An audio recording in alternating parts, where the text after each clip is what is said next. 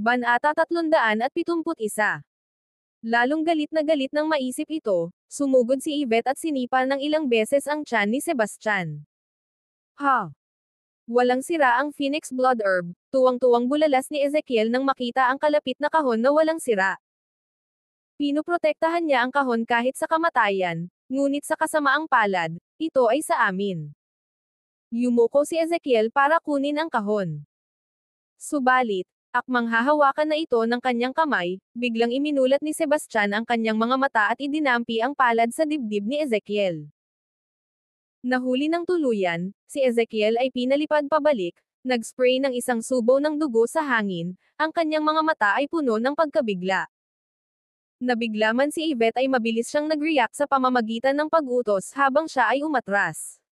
Patayin siya ngayon. Ang pamilyang Osborne ay may mahigpit na alituntunin. Bagamat natatakot ang mga taong ito, hindi sila nang ahas na suwayan ang utos ni Yvette. Walang gana nilang inatake si Sebastian. Akmang sasampalin na sila, isang nakasisilaw na puting liwanag na sinamahan ng isang nakakatakot na pagdagsa ng enerhiya ang biglang sumabog mula sa katawan ni Sebastian. Lahat ay itinapon sa hangin.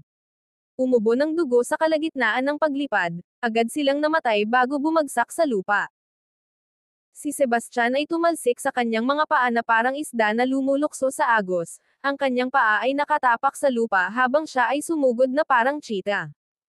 Sa isang kisap mata, naabutan niya si Yvette. Hinawakan siya sa likod ng kanyang leeg at itinaas siya sa lupa. Namutla sa takot si Yvette, sinusubukang pigilan ngunit napakahina para makipaglaban. Mabilis na nakabawi, nagbanta si Yvette, Sebastian, I advise you to let me go now, or you will regret it. Ngumiti ng nakakaloko si Sebastian. Yvette, hindi ka ba natututo? Akala mo ba hindi kita papatayin?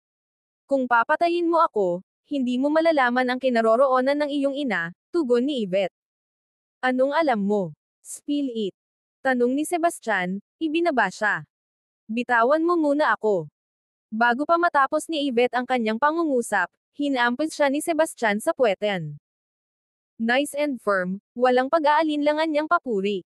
Magkahalong hiya at galit ang naramdaman ni Yvette, na sana ay mapunit niya si Sebastian. Mag-usap ka na, o sasampalin kita hanggang sa sumakit. Sebastian, bakla ka. Kung hindi mo ako binitawan, magsisisi ka, pagbabante ni Yvette. Hindi pinansin ang pananakot ni Sebastian, pinalo pa siya ng mas malakas kaysa kanina. Hindi napigilan ni Yvette na mapaiyak sa sakit habang umaagos ang mga luha sa kanyang mukha. Ang mga luha sa, magsasalita ka ba o hindi? Nagtaas ulit ng kamay si Sebastian. Si Yvette, parehong galit at takot, sa wakas ay sumuko. Huwag mo na akong patulan. Magsasalita ako. Magsasalita ako. Ang video ay mula sa maraming taon na ang nakalilipas. Nakatakas ang iyong ina kinabukasan matapos itong makunan. Kalokohan yan. Nanghihina at malubhang nasugatan ang nanay ko. Paano siya nakatakas? Napangisi si Sebastian. Mahina. Nakangiting umiling si Yvette. Mukhang hindi mo kilala ang iyong ina. Siya ay isang mandirigma, isang makapangyarihan. Natigilan si Sebastian. Hindi niya alam na ang kanyang ina ay isang mandirigma. Sino ang nagpahirap sa aking ina noon? At nasaan siya ngayon? Tanong ni Sebastian.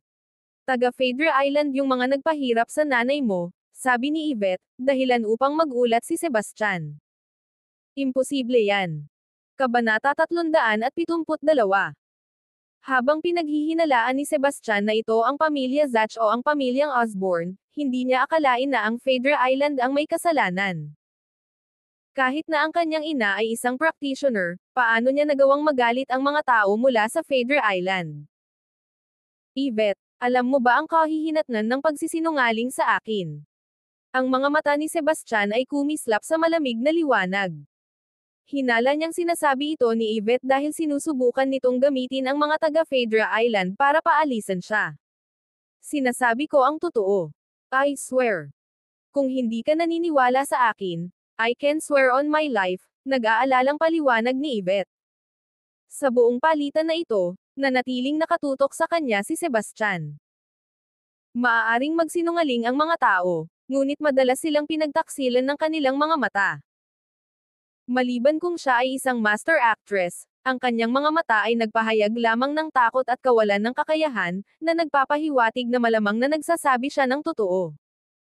Bakit pahihirapan ng mga taga Phaedra Island ang nanay ko? Pinindot ni Sebastian. Hindi ko alam. Narinig ko lang sa iba, sagot ni Yvette. Kanino mo narinig? Agad na tanong ni Sebastian. Ito ay Frostclaw. Frostclaw. Sigaw ni Sebastian. Nag-alangan si Yvette bago idagdag, kung ipapangako mong bibitawan mo ako, may sasabihin ako sa iyo na mahalaga. Magsalita ka. Mangako ka sakin, at hindi mo ako pwedeng saktan. Kung hindi, hindi ako magsasalita. Pero sinisiguro ko na magsisisi ka, giit ni Yvette. Sige, nangangako ako. Ngayon, magsalita ka na, sabi ni Sebastian. Trinidor ka ni Frostclaw. Siya ang nagbigay sa akin ng video, at sinabi niya sa akin ang tungkol sa nanay mo. Ginawa niya ito dahil sa isang babae, sabi ni Yvette. Lillian. Gulat na bulalas ni Sebastian. Medyo nagulat si Yvette sa sobrang bilis na nahulaan ni Sebastian. Nagmamadaling kinuha ni Sebastian ang kanyang telepono at tinawagan si Lillian, ngunit pagkaraan ng ilang ring, naputol ang tawag. Nang subukan niyang muli, naka-off ang phone niya. Pagkatapos ay tinawagan niya si Lord Frostclaw, ngunit naka-off din ang kanyang phone. Nang tatawagan na sana niya si Joseph, tumanggap siya ng papasok na tawag mula kay Joseph. Sa sandaling sumagot siya, biglang narinig ang boses ni Joseph. Oh, Supreme One, may nangyaring kakilakilabot. Pinatay ni Lord Frostclaw ang 2 gwardya at puwersahang kinuha si MS Smith. Alright, I understand. Send people to search for them immediately, bilin ni Sebastian bago ibinaba ang telepono. Tumingin siya kay Yvette at nagtanong, alam mo ba kung saan nagpunta si Frostclaw? We were only temporary partners. Bakit niya sasabihin sa akin kung saan siya pupunta? You promised to let me go. You can't go back on your word, nahihiyang bulong ni Yvette. Fine, I'll let you go this time. But I'm warning you, kapag nangyari ulit yon, papatayin kita. Deklara ni Sebastian. Kasabay nito, umalis siya, mabilis na pumunta sa parking area. Binagtas niya ang tanawin sa bilis ng kidlat, na lumukso sa mga gilid ng matataas na bundok ng madali. Nagtatakang nakatingin si Yvette, matagal na hindi nakabawi sa pagkagulat. Higit pa ito sa magagawa ng sinumang tao. Ang Ravenview City ay napapaligiran ng maraming bundok. Kahit na ang mga bundok ay hindi partikular na malaki, sila ay siksikan pa rin. Isa na rito ang Misty Oak Mountain. Wala pang 10 milya mula sa Misty Oak Mountain ay isang burol na tinatawag na Big Peak. Ang Big Peak ay mahigit 300 talampakan ang taas at hugis tulad ng tuka ng manok, kaya ang pangalan nito. Sa kabila ng katamtamang laki nito, ang burol ay natatakpan ng masukal na kagubatan, at isang bakod na alambre ang nakapaloob sa lugar upang maiwasan ang mga mababangges na hayop na makatakas. Ang burol na ito ay tahanan ng maraming mababangges na hayop, kaya karaniwang iniiwasan ito ng mga tao. Gayunpaman, mayroong 2 maliit na log cabin sa loob ng kakahuyan ng burol na ito.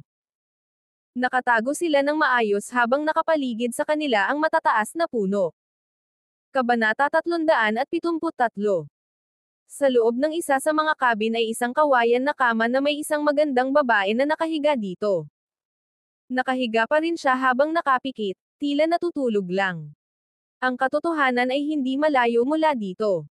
Siya si Lillian, na na-knockout at kinuha ni Lord Frostclaw.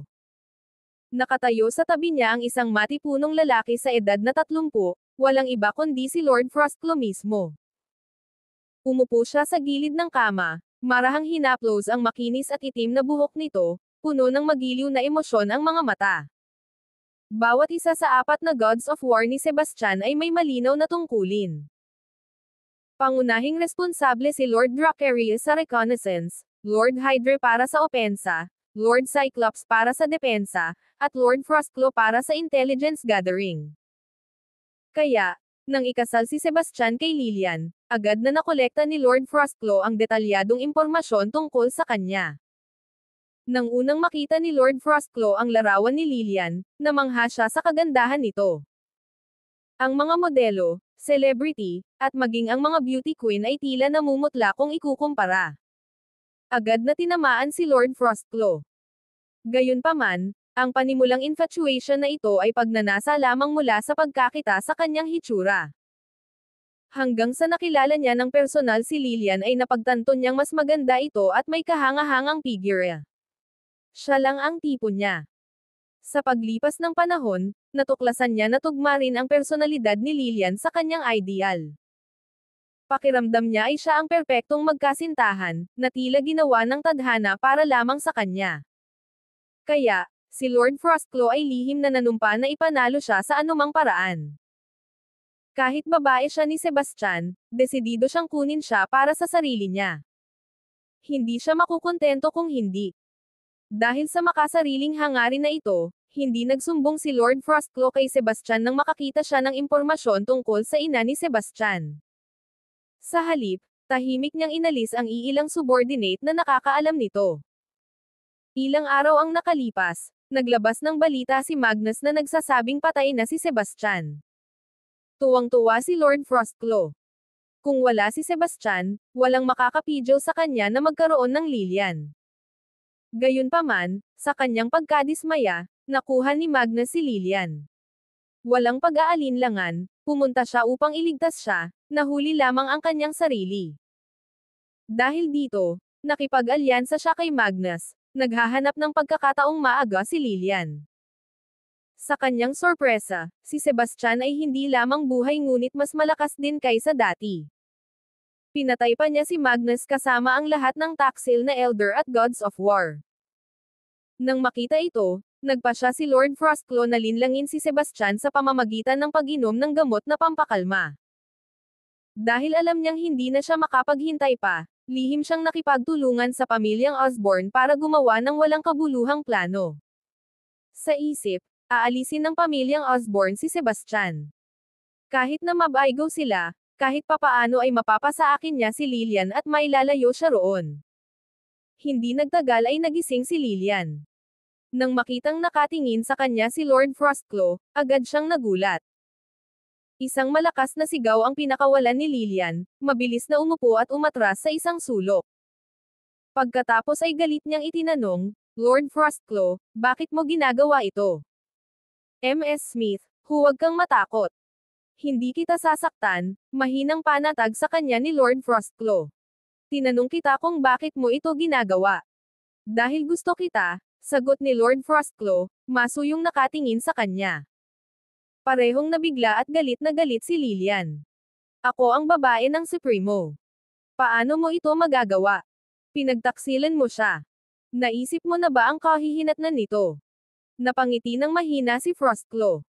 I don't care about the consequences. For you, I'm willing to stand against the world. Pero hindi kita gusto. Hayaan mo akong bumalik at humingi ng tawad sa Supremo. Patawarin ka niya. Sinubukan ni Lillian na manatiling kalmado. I can't let you go back. I know you don't like me now, but time will change that. One day, you'll love me, confident na sabi ni Lord Frostclaw. Imposible yan. Hinding-hindi kita magugustuhan. Bitawan mo ako. Umungol si Lillian. Nang marinig iyon, tumawa si Lord Frostclaw na may nakakalokong ngiti sa kanyang mukha. Hindi mangyayari iyon. At hindi kita kayang bitawan, mamamatay ka. Habang wala kang malay, binigyan kita ng Blossom, isang makapangyarihang aphrodisiac. Kung magkakabisa ito, dapat may kasama kang lalaki, o kung hindi, mamamatay sa isang pagsabog. Ano? Kasuklam-suklam kang tao. Si Lillian ay parehong takot at galit. Nararamdaman na niya na may mali. Pinuno siya nito ng takot. Kabanata 374.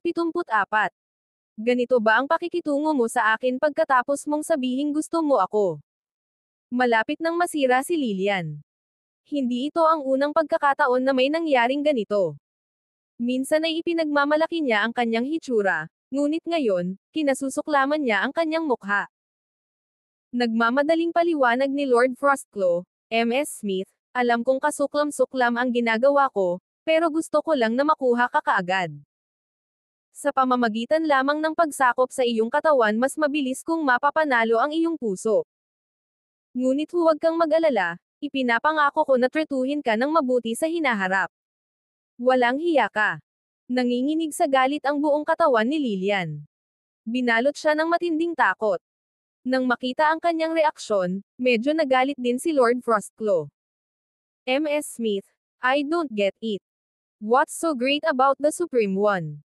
Can he treat you as well as I can? At the very least, he would never drug me. He's not as despicable as you. Ganti ni Lilian. But I am devoted to you. You're not the Supreme One's only woman. Bukod sa iyo, nandyan din sina Hydra at Esme. Siya pa ang fiancé ng panganay na anak ng pamilya Sanders mula sa Phaedra Island. Mas marami siyang babae sa ang kinabukasan. Pero iba ako. Sa buhay na ito, ikaw lang ang magiging babae ko. Kung ayaw mong maniwala sa akin, I can swear an oath. Ipinahayag ni Lord Frostclaw. Ang iyong pagtataksil sa kataas-taasang isa ay nagpapakita ng iyong kawalan ng katapatan. Ang pagkidnap mo sa akin ay nagpapakita ng iyong kawalan ng katwiran. Lahat ay layuan ang isang di tapat at di matuwid na tao na tulad mo. Kahit na ang kataas-taasang isa ay isang babaero, siya ay 1,000 beses na mas mahusay kaysa sa iyo, sagot ni Lilian. Galit na galit si Lord Frostclaw. Say what you want, but what's done is done. You can only be at my mercy now. Once I have your body, you will fall in love with me over time. Managinip ka. Hinding-hindi kita mamahalin, at hindi mo makukuha ang gusto mo. Tumingin si Lilian sa isang kalapit na haligi, pagkatapos ay biglang tumayo at sumugod dito, na nagbabalak na iuntog ang kanyang ulo dito. Nagulat, mabilis siyang pinigilan ni Lord Frostclaw sa pamamagitan ng paghawak sa braso niya at ibinagsak siya pabalik sa kama. Mas gugustuhin mo pang mamatay kaysa hayaan kitang hawakan. Ganun ka na ba kagalit sa akin? Galit na tanong ni Lord Frostclaw. Oo. Maaari mo akong pigilan sa ngayon, ngunit hindi mo ako mapipigilan magpakailanman. Kung maglakas loob kang hawakan ako, magpapakamatay ako, deklara ni Lilian. It's too late. Nalasan ka na ni Blossom. Kapag hindi natin na-consummate, sisabog ang mga daluyan mo, at mamamatay ka. Hayaan mo silang sumabog, kung gayon. That's not an option. I can't bear to let you die. Tanggapin mo na lang ang kapalaran mo. Habang sinabi iyon ni Lord Frostclaw, sumugod siya kay Lilian. Hindi siya maaaring mag-alala tungkol sa mga kahihinatnan sa hinaharap ngayon. Kailangan niyang talunin si Lilian. Lumayo ka sa akin. Tulong. Napasigaw si Lilian at pilit na pumiglas. Gayunpaman, paano siya maiiwasan ng isang mahinang babae? Nang akala niya ay hindi na niya matatakasan ang kanyang kapalaran, biglang may kumatok, at nabasag ang pinto. Isang figure ang dumausdas na parang multo. Ang gulat na si Lord Frostclaw ay lumingon upang makita ang isang mabagsik na mukha. Supreme One. Bulalas niya, namumutla ang mukha sa takot at hindi makapaniwala. Ayon sa kanyang plano, kahit na hindi pinatay ng pamilya Osborne si Sebastian, kakailanganin pa rin ni Sebastian ng mas matagal upang mahanap ang lugar na ito. Frostclaw, binaygo mo ako, sambit ni Sebastian, dahan daw ang kinuyam ang kanyang kamao. Puno ng galit at pag-aatubili ang kanyang mga mata. Si Lord Frostclaw ay isa sa kanyang 4 na gods of war. Siya ay isang taong itinuturing na kapatid ni Sebastian. Ang pagkakanulo ni Lord Frostclaw ay labis na nagpasakit sa kanya. Napaluhod si Lord Frostclaw ng may kaluskos. Oh, Supreme One, I was wrong. Please forgive me this time. Hindi ko na uulitin. Frostclaw, pinahirapan na ba kita? Tanong ni Sebastian. Mabilis na umiling si Lord Frostclaw. Hindi. Ako ang may kasalanan. Naalala ni Sebastian na hindi pa nakarating si Lord Frostclaw sa Grandmaster Realm noong una silang nagkita. Espesyal na ginawa ni Sebastian ang isang batch ng mga table tasks para tulungan siyang makamit ito at ipino-promote pa siya upang maging isa sa 4 na Gods of War. Gayunpaman, Ang tame-time na pagsisikap ni Sebastian ay natugunan ng malamig na pagtataksil. Talagang binaygo mo ako. Napabuntong hininga si Sebastian. Kabanata 375. Oh, Supreme One, alam kong nakagawa ako ng mali. Patawarin mo sana ako minsan. Hindi na ako mangangahas na uulitin pa, mapait na pakiusap ni Lord Frostclaw. May tanong ako para sa'yo. Nalaman mo na ba kung nasaan ang nanay ko? Tanong ni Sebastian. Maaari kong sabihin sa'yo ang lahat ng alam ko, ngunit pakiusap, huwag mo akong patayin, sabi ni Lord Frostclaw, alam na ito ang tanging pagkakataon niya upang mabuhay. Kung alam mo kung nasaan ang aking ina, maaari kitang iligtas, sabi ni Sebastian. Hindi ko alam kung nasaan siya ngayon. Ang alam ko lang nahuli siya noon at nakatakas. Pero masasabi ko kung sino ang nakahuli sa kanya, sagot ni Lord Frostclaw. Ang ibig mong sabihin ay ang mga taga Fader Island. Tama na. Alam ko ang lahat ng ito. Sabihin mo sa akin ang isang bagay na hindi ko alam, hiling ni Sebastian. Labis na pinagsisihan ni Lord Frostclaw ang hindi pagsabi kay Yvette kanina. Dahil alam niyang malapit nang mapunta sa timog ang mga bagay, mabilis niyang hinugot ang isang militar na kutsilyo mula sa kanyang baywang at itinutok ito sa tiyan ni Sebastian. Ingat! Agad na bulalas ni Lilian. Ang kutsilyo ay tumusok sa tiyan ni Sebastian, ngunit sa halip na tumalsik ang dugo, mayroong isang matalik lang. Mapapangiti na lang si Lord Frostclaw nang biglang nabura ang ngiti niya sa sumunod na sandali. Puno ng gulat at takot ang kanyang mga mata. Huminga ng malalim si Sebastian, pinakawalan ang kanyang espiritual na enerhiya. Sa sandaling iyon, nanlaki ang mga mata ni Lord Frostclaw nang dahan-dahan siyang bumagsak sa lupa. Habang nakapikit si Sebastian ay tumulo ang mga luha sa kanyang mukha. Ang patayin ng lalaking naging kapatid, isang kasama sa hindi mabilang na mga labanan, ay walang pinagkaiba sa pagbelang ng talam sa kanyang sarili. Ngunit kailangan niyang gawin ito. Si Lord Frostclaw ay nakagawa ng isang hindi mapapatawad na pagtataksil sa pamamagitan ng pakikipagsabuatan sa mga tagalabas upang patayin siya at pagdukot kay Lilian na may masamang intensyon. Napatikip ng bibig si Lilian sa gulat. Hindi niya inaasahan na papatayin ni Sebastian si Lord Frostclaw. Ayos ka lang ba? Tanong ni Sebastian umiling si Lilian. Kung okay ka lang, umalis na tayo, sabi ni Sebastian at tumalikod na. Biglang hinawakan ni Lilian ang kamay niya at itinapon ang sarili sa mga braso nito. Akala ni Sebastian ay natatakot siya, kaya niyakap niya ito at inaliw. Ayos na ngayon. Sa kanyang pagtataka, tumayo si Lilian sa kanyang mga tiptoes at hinalikan siya, hinayla ang kanyang kamay sa pinakamasiglang bahagi ng kanyang katawan. Saglit na natigilan si Sebastian dahil nabigla siya sa biglaang katapangan nito. Mabilis niyang napagtanto na may mali. Nakadroga ka ba? Tanong niya. Nilagyan niya ako ng droga. Kasama si Blossom. Humihingal si Lilian, naputol ang pagsasalita. Pulang-pula ang balat niya na para bang malapit ng magdugo. Naunawaan lang ni Sebastian ang bigat ng sitwasyon noon. Si Blossom ang pinakamabisa sa lahat ng aphrodisiacs. Dali-dali niyang itinulak si Lilian sa kama, inilagay ang isang kamay sa dibdib nito, at sinubukang paalisin ang lason sa pamamagitan ng pagpapalipat-lipat ng kanyang enerhiya. Gayunpaman, ang pagtatangka ay walang saysay. Ang mga lason ni Blossom ay tumagos na sa kanyang daluyan ng dugo. Ito ay ganap na ngayong aktibo. Kung hindi malutas kaagad, ang kanyang mga daluyan ng dugo ay sesabog, na haantong sa kamatayan.